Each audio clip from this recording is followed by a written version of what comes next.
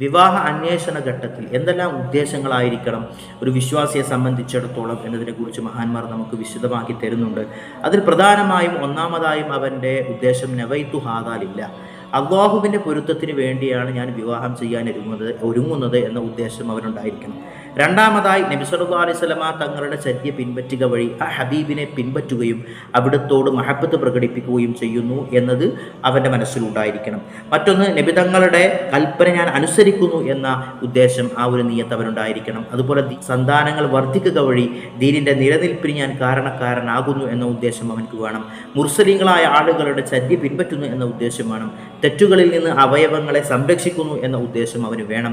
പിശാചിൽ നിന്ന് കാവൽ തേടുന്നു, കുടുംബ ജീവിതത്തിൽ ഞാൻ ഒരുങ്ങുന്നു, സന്താന ഉൽപാദനം കരുതുന്നു.